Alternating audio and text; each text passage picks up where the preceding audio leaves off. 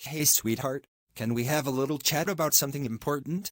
Of course, Dad. What's on your mind? Well, I've noticed that sometimes when we have visitors over, you tend to get a little too excited or forget some basic manners. I thought it would be helpful if we talked about how we can both behave appropriately when guests come to our home. What do you think? I understand, Dad. I'm sorry if I've been too enthusiastic in the past. I'd be happy to learn how to behave better when we have visitors. That's great, sweetie. Let's start by discussing some general guidelines.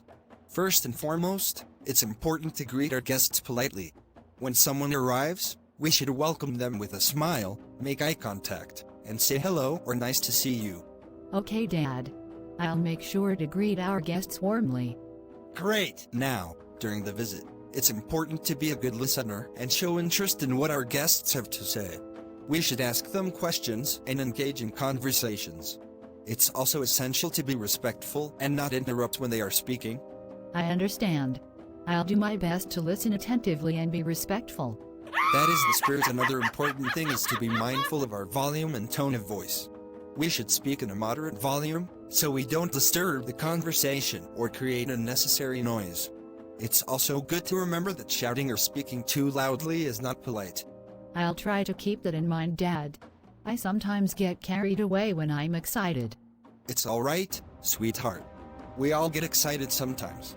Just remember that it's important to maintain a pleasant and calm atmosphere when we have guests over.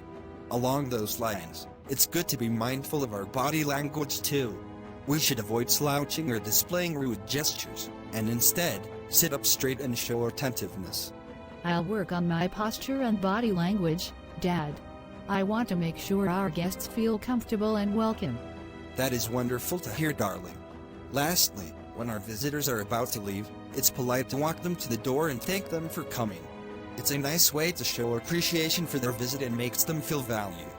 I'll make sure to see our guests off properly and express my gratitude for their time. I'm proud of you, sweetheart. Remember, these guidelines are not just for when guests visit our home.